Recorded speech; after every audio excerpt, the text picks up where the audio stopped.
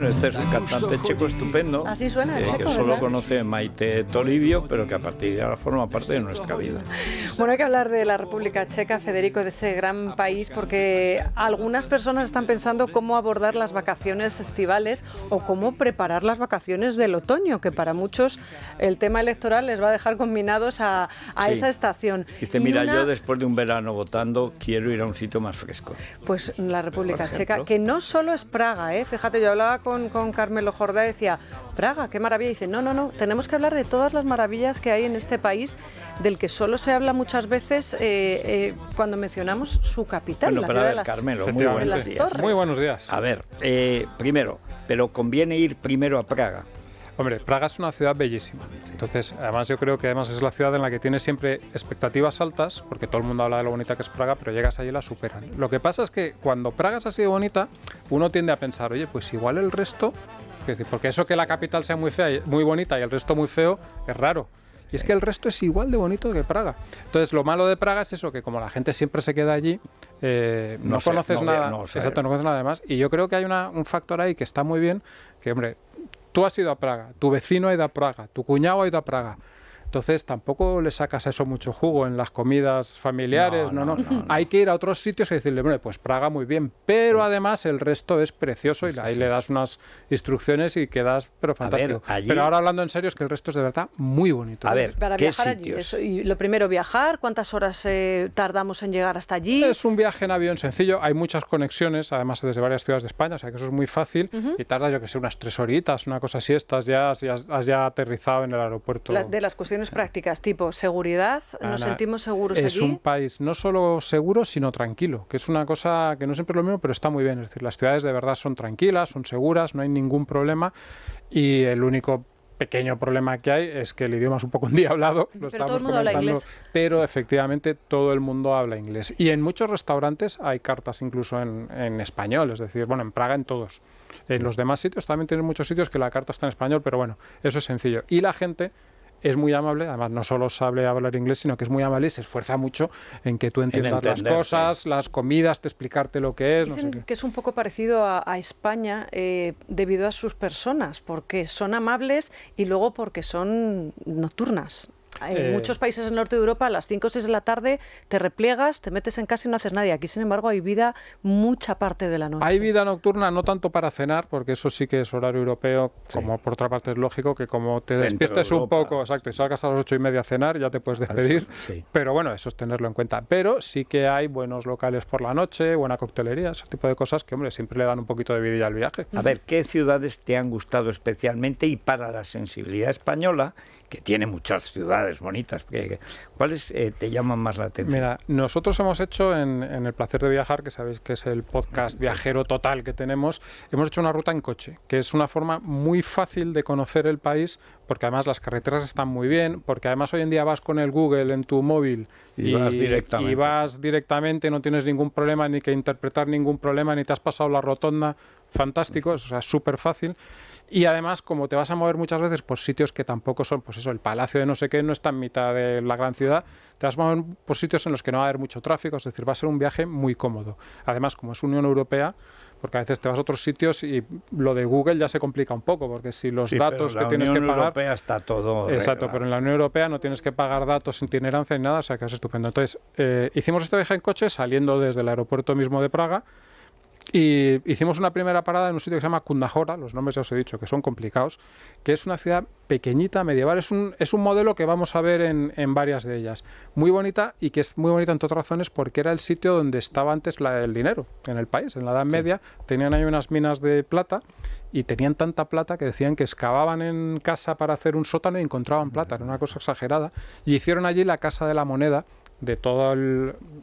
Iba a decir la República Checa, entonces el Reino Checo, que tenía, Federico, una de las monedas más fuertes de Europa, porque no la trampeaban. Es que toda la zona esa siempre ha sido muy próspera, por eso se han peleado tanto por ella. Sí, y es un país en el que efectivamente ves esa prosperidad histórica en las cosas. Entonces lo primero que vimos fue esa ciudad muy pequeñita, muy bonita, y con esa curiosidad. Es una ciudad además que tiene 2 centros históricos, que es una cosa un poco rara, y 2 catedrales, que dices, hombre, qué exageración, ¿no? Pues ahorraba dinero. Efectivamente, había pasta y no hay tal. Y tiene una curiosidad, que es un osario, en el que, bueno, pues eso, había un cementerio que tenía mucho éxito porque alguien trajo tierra de Tierra Santa. Entonces eso motivaba a todo el mundo y no sabían qué hacer con los cadáveres. Entonces fueron metiéndolos en un osario.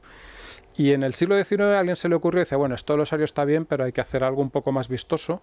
Y entonces hicieron como una decoración con los huesos, que tú entras y ves así una hilera de tibias. Es una cosa súper llamativa, iba a decir súper grotesca, muy llamativo. Hay incluso un escudo, Federico, que a mí me recordó al escudo del Barça.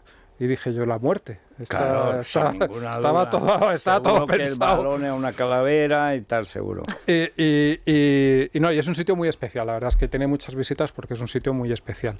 Y bueno, eso es, como os digo, Kunduz Hora. Luego fuimos a otra ciudad que se llama Olomouc, que es un poco más grande, son 100.000 habitantes, no penséis que tal.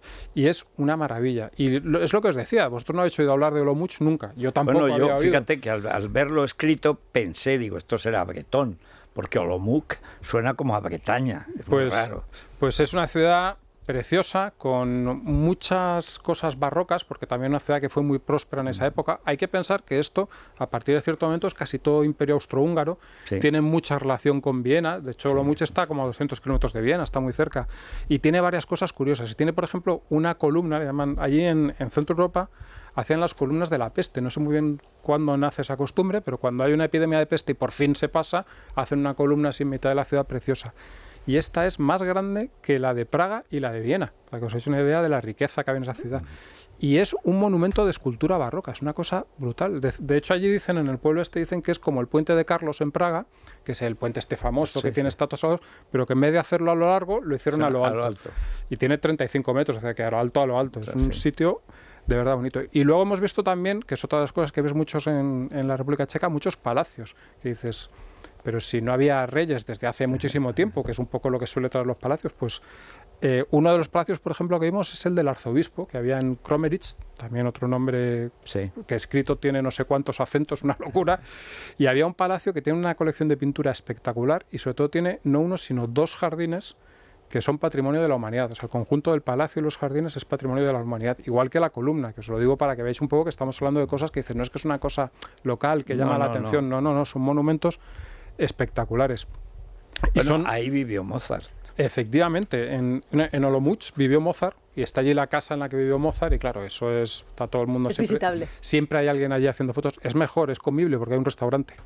O sea, que es fantástico. O las famosas bolas esas de Mozart que luego venden en Viena, que saben horrorosas. No tiene nada que ver. Es comida todo muy centroeuropea, muy sólida, todo muy rico. No es, digamos, Ferran Adrià, para que nos entendamos. No, Dios no lo quiera. Eso, casi mejor. Dios no lo quiera. Pero se come muy bien. Y luego tienen una cosa que a mí al menos en los viajes me parece maravilloso, que es la cerveza, que es un poco... Bueno, sabéis que la cerveza que bebemos habitualmente se inventó en la República Checa, ese tipo de esa forma de elaboración de la cerveza, y tienen muchísima tradición y prácticamente en cada ciudad vas y tienen su propia cerveza. Aparte que tienen Pilsen Urquell en todos los sitios, pero tienen sus propias marcas de cerveza en cada sitio y está riquísima en todos. O sea, es una cosa, es un no parar, que a las 12 de la mañana te ves ya delante de la jarra y dices, esto igual es un poco pronto, pero estamos de viaje, o sea, que tiras para adelante. Bueno, vamos ahora al campo de Austerlitz.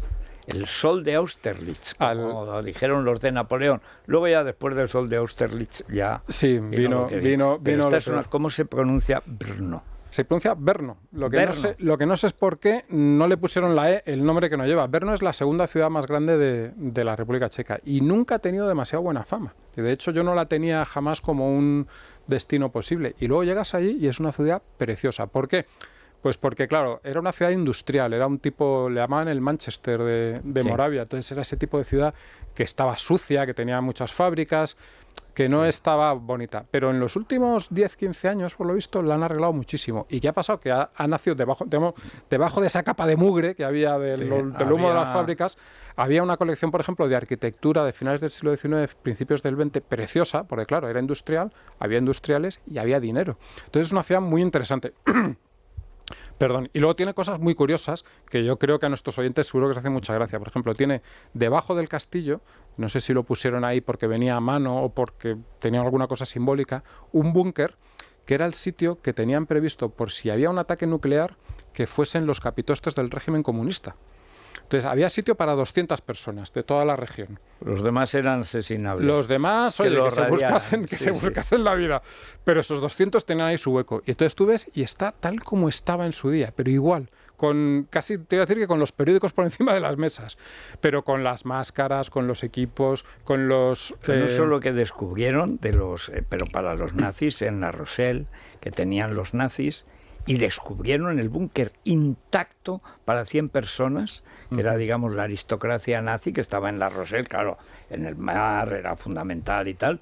Y al lado es donde se hizo la Arca Perdida, la famosa base de submarinos nazis. Había también una de esas en Burdeos, preciosa. Claro, bueno, preciosa no, pero espectacular. Pero claro, es que un búnker realmente preparado para vivir impresiona, ¿eh? Sí, llama muchísimo la atención. Es muy curioso, es un sitio realmente muy curioso y está muy bien y llama mucho la atención. Y bueno, y es que pues eso, ves las radios, ves tal.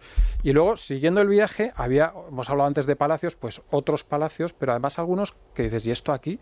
Y hay un palacio en un sitio que se llama Lednice, hay todo un conjunto de palacios y jardines increíble, pero el palacio es un palacio neogótico inglés que hicieron a finales del siglo XIX, era una familia de las más riquísimas de todo el imperio austrohúngaro, y dijeron, pues a nosotros nos gusta esto, pero no pega. Digo, bueno, pues tú hazlo y una vez hecho ya pega. Yo te lo pago y te lo pago y ya está. Y es precioso. Perfecto. Bueno, pues yo creo que razones suficientes nos ha dado Carmelo para visitar Praga, para visitar la República Checa y todas las ciudades que están cerca. En Praga yo recomiendo lo del metro, ¿eh? Nos llevamos una sorpresa cuando bajamos al metro y vemos que se parece en algunos momentos a los imperiales de San Petersburgo o de Moscú, porque conserva todavía esos rasgos del comunismo, ¿verdad? Del transporte público.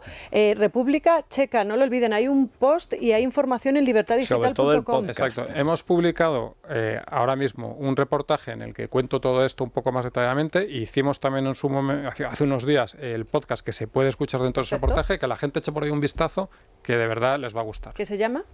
¿El podcast? El podcast es el placer de viajar, Perfecto. Que es de lo que hablamos. Nosotros viajamos por placer. Muy bien. Claro. Pues hagamos una pausa y ya está Andrés Amorós para hablarnos de historia. Muy bien.